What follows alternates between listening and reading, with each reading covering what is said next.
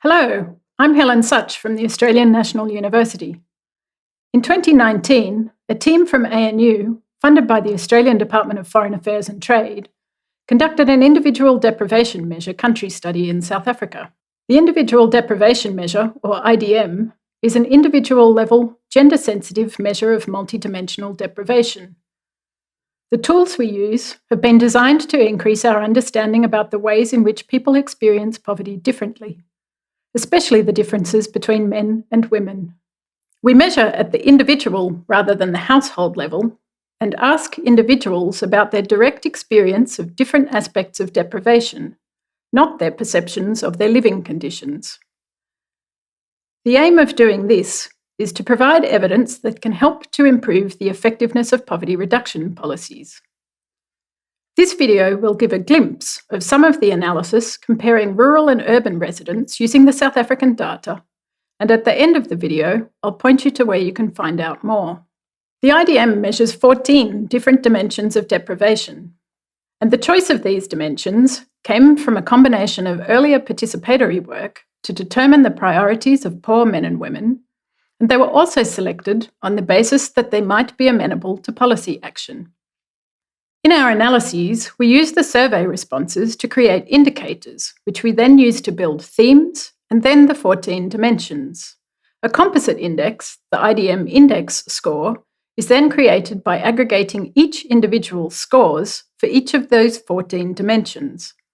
Higher IDM index scores indicate less deprivation, and lower scores indicate more severe deprivation. The index score is particularly useful in identifying individuals with high levels of multidimensional deprivation, that is, groups of people who have very low IDM scores. In this graph, you can see that there are higher proportions of rural residents on the left half, which shows lower IDM index scores, and who are represented by the blue columns, while the orange columns show urban residents, a larger proportion of whom have higher scores. From this, we can see that rural residents are more likely to be deprived than urban residents. We can see the detail about how patterns of deprivation differ at lower levels of the analyses, and I'll provide a few examples of these. For 4 of the dimensions, though, there aren't any differences between urban and rural groups, which is true for health, relationships, family planning, and work. And urban residents are worse off in the dimensions of environment and voice. But rural residents are worse off in the remaining 8 dimensions. For 3 of these, water, energy, and sanitation, not only are these the largest of any of the differences between rural and urban residents, but they're also the largest of any of the comparisons made, including between men and women, between age groups, and between those with and without disabilities.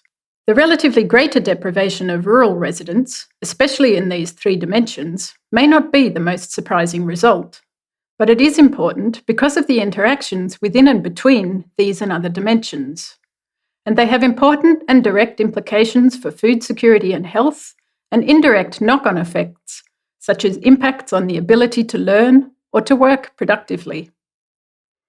In the energy dimension, not only is the gap between rural and urban large, but it can illustrate well the need for different responses.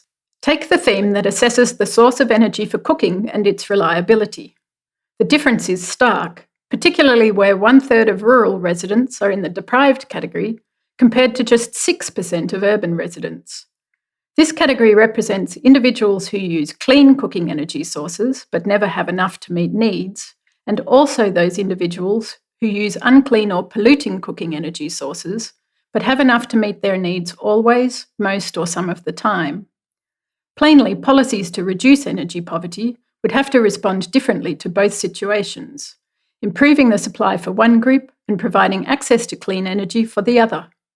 Different responses would probably also be required in urban and rural locations, in part because of differences in existing energy supply infrastructure.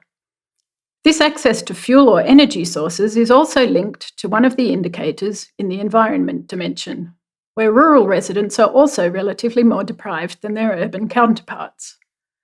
The biomass fuel utilisation indicator links back to rural residents' lack of access to clean energy sources, for cooking and heating especially, because biomass fuels are considered unclean or polluting.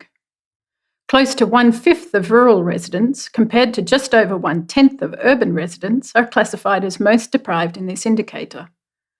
And this refers to those individuals who have to collect these biomass fuel sources from outside the home and who report that there is not enough of these resources available to meet their needs. This has implicit implications on time use for the person responsible for collecting the fuel, but also for future energy poverty as resources are further depleted. Perhaps one of the more unexpected results is that urban residents are, on average, more deprived than rural residents when looking at the whole of the environment dimension. This pattern also holds true for 2 of the 3 themes within that dimension, one of which is exposure to environmental problems. This theme assesses exposure to 8 different types of problems, like whether people live close to hazardous waste or waste disposal sites, or whether they're exposed to air, water, or noise pollution. 4 in 10 rural residents face one or more of these environmental problems, but for urban residents, the figure is 6 in 10, and they're also more likely than rural residents to face multiple problems. For the remaining safe environment theme, it has to be said that the results for both rural and urban residents are relatively poor, but urban residents are more likely to have worse outcomes in this theme too. In conclusion, it's been possible to show only a fraction of the range of data collected in an IDM study and to highlight some of the important differences in the experience of rural and urban residents. Hopefully, the usefulness of the IDM is apparent in its ability to help build a better understanding of who is poor, of how people experience poverty differently, and of the relationships within and between the dimensions of deprivation. Knowing how social groups are different in their experiences of poverty and how these differences manifest is essential in designing poverty reduction policies and programs that can be targeted, for example, at groups of rural residents with one particular pattern of deprivation, or at urban residents facing different deprivation profiles. You can find more details about the IDM in general, about the South African data analysis, and the Indonesia study at the website shown on screen. Other videos about the South African study can also be found there. There's one on the sampling methodology, another presenting an overview of the South Africa study, and 3 that present the highlights of the results of our analyses by gender, by age, and by disability status. You can also find all of our publications there.